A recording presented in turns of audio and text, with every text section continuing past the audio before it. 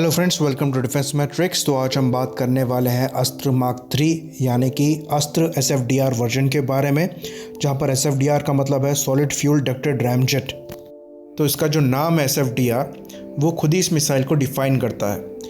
तो SFDR का मतलब है यहाँ पर सॉलिड फ्यूल डक्टेड रैमजेट। तो इसमें जो फ्यूल पड़ा है वो सॉलिड फ्यूल है और इसमें जो मोटर लगी है वो एक रैमजेट मोटर है, और जो एयर है उसको इनटेक करने के लिए इसमें डक्ट्स बने हुए हैं, इसलिए इसका नाम है सॉलिड फ्यूल डक्टेड रैमजेट। तो इसको अस्त्र मार्क 3 भी कह दिया जाता है, क्योंकि जो अस्त्र मार्क 2 आपकी होगी वो होगी dual pulse rocket motor based missile, जो कि सिमिलर होगी आपकी अस्त्र मार्क 1 की तरह, पर उसमें 2 रॉकेट मोटर होंगी जो कि एक के बाद एक चलेंगी और मिसाइल की रेंज जो है वो बढ़ा देंगी। PL-15 भी आपकी dual pulse rocket motor missile है, वैसे ही आपकी अस्त्र मार्क 2 होगी। अस्त्र मार्क 3 जो है आपकी वो कंपेरेबल होगी MBDA मीटियोर के। तो जो अस्त्र मार्क 2 है उसकी रेंज कहने के लिए करीबन 160 किलोमीटर तक की हो सकती है, पर ये उससे ज़्यादा भी हो सकती है। वहीं पर अस्त्र मार्क 3 की बात करें तो इसको 120 किलोमीटर बता रहे हैं, पर डेफिनेटली जो रेंज है वो उससे काफ़ी ज़्यादा होने वाली है। तो एक बार ये SFDR मिसाइल बनने के बाद इसे सरफेस टू एयर मिसाइल की तरह भी यूज़ किया जा सकता होगा, और ये मीडियम रेंजेस में अच्छी खासी प्रोटेक्शन प्रोवाइड करा देंगी। तो इन मिसाइलों की सबसे बड़ी खासियत ये होती है कि ये अपने बूस्टर को थ्रॉटल कर सकती हैं। इसका मतलब ये है कि अपने पूरे फ्लाइट पाथ में इनको अपने बूस्टर को ऑन रखने की ज़रूरत नहीं है।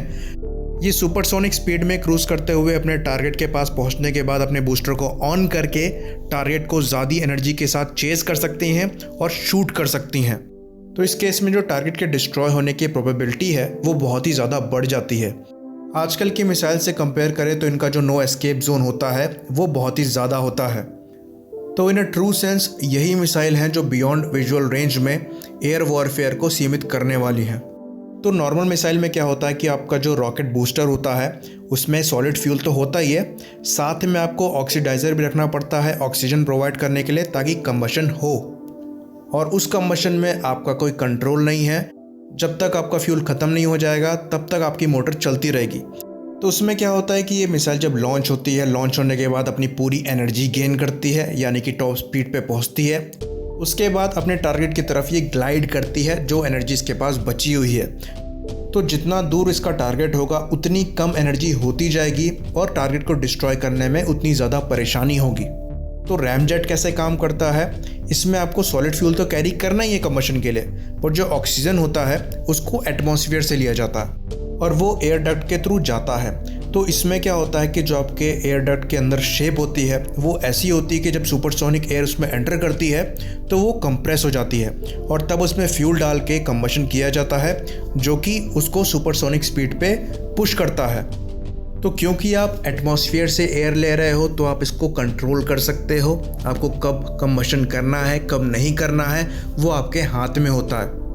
पर इसकी एक कंडीशन होती है, वो ये होती है कि जो मिसाइल की स्पीड है वो सुपरसोनिक होनी चाहिए, क्योंकि इनलेट से खाली सुपरसोनिक एयर जब जाएगी तभी कंबशन हो पाएगा। तो ये जो मिसाइल है वो सुपरसोनिक स्पीड में ही लॉन्च होती है, और अगर ये क्रूज़ करेगी तो सुपरसोनिक स्पीड में ही क्रूज़ करेगी। तो अंदर जो रैमजेट लगा है उसे सुपरसोनिक स्पीड चाहिए चलने के लिए, पर ऐसी कंडीशन नहीं होगी कि जो आपका एयरक्राफ्ट है वो हर समय सुपरसोनिक स्पीड में ही होगा तभी आप लॉन्च कर पाएंगे। सिचुएशन ऐसी हो सकती है कि आपका एयरक्राफ्ट मनूवर कर रहा हो और सुपरसोनिक स्पीड में ना हो। तो इसके लिए क्या होता है कि इस मिसाइल में एक अलग से सॉलिड बूस्टर लगा दिया जाता है, जो मिसाइल के लॉन्च होने के बाद उसे सुपरसोनिक स्पीड पे पुश करता है। उसके बाद ये बूस्टर हट जाता है और जो रैमजेट है वो चालू हो जाता है।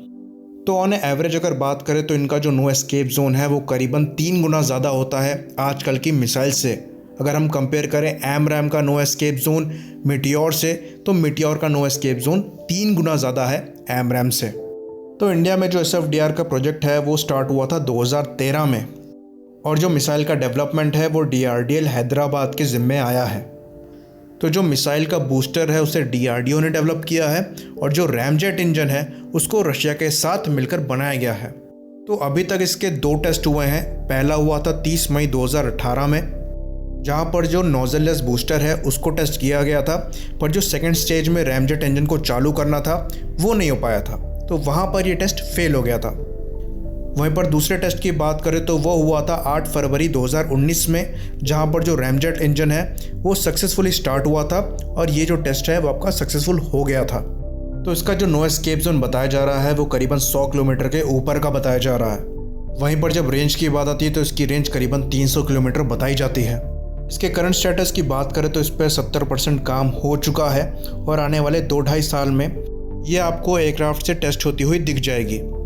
तो इस मिसाइल को किसी भी एयरक्राफ्ट में लगाया जा सकता होगा क्योंकि जो इसकी लेंथ है वो 4 मीटर से कम है और जो डायमीटर है वो 200 mm से कम है। तो आने वाले 5 सालों में ये भारतीय वायुसेना की सर्विस में आ सकती है और भारतीय वायुसेना के जितने भी एयरक्राफ्ट हैं, चाहे वो Su-30 MKIs हो गए, रफाल हो गए, तेजस हो गए, मिराजेस हो गए और MiG-29 हो गए, उनके साथ इस सर्विस में दिखेंगी।